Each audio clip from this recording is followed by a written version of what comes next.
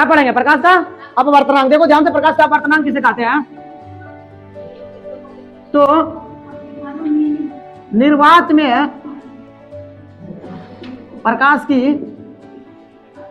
प्रकाश की चाल, कोमा, और किसी माध्यम में प्रकाश की चाल के अनुपात को अपवर्तनांक कहते हैं। चलो देखो अगला पॉइंट, अपवर्तनांक को म्यू से सूचित करते हैं। ठीक है, अपवर्तनांक को किसे सूचित करते हैं?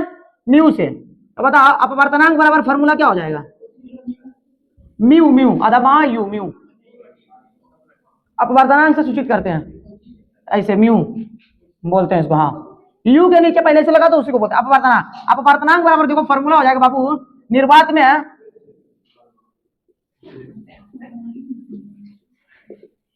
प्रकाश की चाल बटा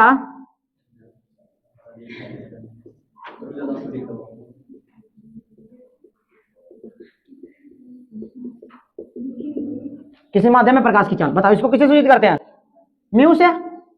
और लिख सकते हैं जी इस प्रकार से लिख सकते हैं, अर्थात इसको म्यू से सूचित करते हैं। अब बताओ निर्वात में प्रकाश की चाल को बोलते हैं सी से सूचित करते हैं, सी से। अब बताओ इसको सी से प्रकाश का चाल, आयाम से मीडियम। हाँ फॉर्मूला, अरे यू नहीं है जी, ऐसे है, इस प्रकार से, ऐसे, इससे देखो ऐसे लिखो। हाँ कर्सिव में यू लिख लो ना, हो जाएगा। जहां म्यू बराबर अपवर्तनांक, सी बराबर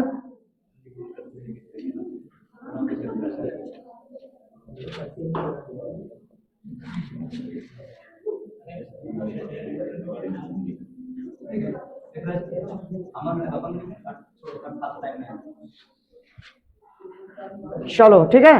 देखो इसको समझ लो पहले फटाफट, उसके बाद लिखना। निर्वात में प्रकाश का चाल, लिखे पर ध्यान कम दो, मत लिखो। निर्वात में प्रकाश का चाल और किसी माध्यम में प्रकाश का चाल। निर्वात मतलब जहां पर कोई हवा हुआ नहीं है वहां पर, और किसी माध्यम, कोई भी एगो माध्यम ले लिया, मानो पानी ले लिया, हवा ले लिया, या फिर कांच ले लिया, हीरा ले लिया, केरोसिन ले लिया, कुछ भी ले लिए, उसमें प्रकाश का चाल, दोनों का अनुपात कर देंगे, उसी को हम क्या बोलेंगे? और उसी को क्या बोलेंगे? उसी को हम क्या बोलते हैं? अपवर्तनांक बोलते हैं। क्या बोलते हैं? अपवर्तनांक। अपवर्तनांक को किसे सूचित करते हैं? म्यू से। इसको म्यू पढ़ते हैं, म्यू से सूचित करते हैं। तो अपवर्तनांक बराबर क्या हो जाता है? निर्वात में प्रकाश की चाल बटा उस माध्यम में प्रकाश की, अरे निर्वात में प्रकाश की चाल बटा उस माध्यम में प्रकाश की चाल, जिस माध्यम के बारे में बात कर रहा है उसको म्यू से सूचित करते हैं। सी बराबर निर्वात में प्रकाश की चाल, उसको सूचित करते हैं सी से। और सी मतलब कि प्रकाश का चाल, सी मतलब प्रकाश का चाल, और यम इसीलिए लगा जो मीडियम है, मतलब माध्यम में प्रकाश का चाल। और समझ में आया? इसी को बोलते हैं अपवर्तनांक। चलो ठीक है, यहां तक लिख लो फटाफट। लिखे के माध्यम में प्रकाश का चाल 2 लाख किलोमीटर प्रति सेकंड है, तो इस माध्यम का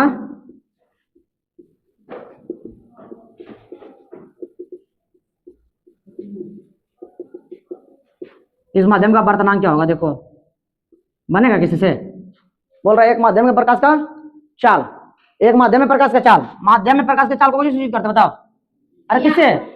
सी से प्रकाश का चाल, सी से प्रकाश का चाल, आयाम से माध्यम में बताओ कितना है? 2 लाख किलोमीटर प्रति सेकंड। 2 लाख किलोमीटर प्रति सेकंड। और क्या बोल रहा है? बताओ क्या बोल रहा है इधर?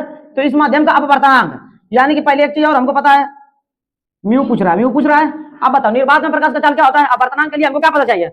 माध्यम में प्रकाश का चाल और निर्वात में प्रकाश का चाल। निर्वात में प्रकाश का चाल तो फिक्स है, कितना? 3 लाख किलोमीटर प्रति सेकंड, इसका फिक्स नहीं है। निर्वात में प्रकाश का चाल फिक्स है, कितना? 3 लाख किलोमीटर प्रति सेकंड। अब देखो इसीलिए म्यू बराबर क्या हो जाएगा? सी बटा सी एम। सी कितना है बताओ? 2 2 4 1 5 किलोमीटर प्रति सेकंड। किलोमीटर प्रति सेकंड कट गया, 5 0 5 0 कट गया। बताओ क्या बचा? इधर देखो बताओ म्यू बराबर क्या बता 3/, म्यू बराबर क्या आ गया 1.5 आ गया। इसको भागा देगा आएगा 1.5। चलो ठीक है, ये क्वेश्चन देखो। और देखो एक चीज ध्यान से आप देख लेते हैं, महत्वपूर्ण अपवर्तनांक। महत्वपूर्ण का आने का मतलब हुआ तुम्हारा एग्जाम की दृष्टि से महत्वपूर्ण है, ठीक है। कुछ का अपवर्तनांक देख लेते हैं, महत्वपूर्ण अपवर्तनांक किसका किसका है। पहला देख लो वायु का, किसका, वायु का।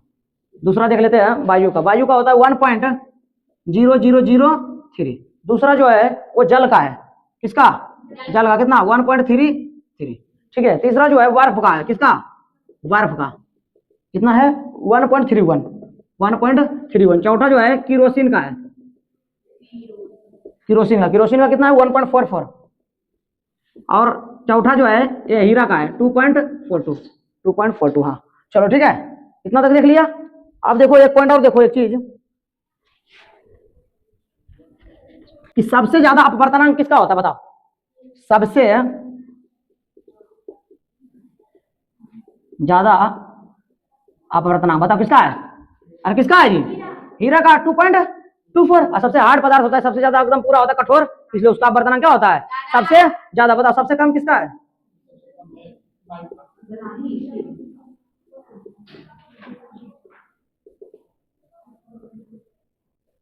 सबसे कम किसका है जी बताओ।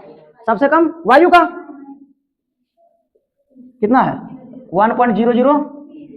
चलो ये पॉइंट 2-3 को था, लिख लो। अब वर्तनांक हो गया खत्म। अब नेक्स्ट टॉपिक पढ़ेंगे, और छाप लो।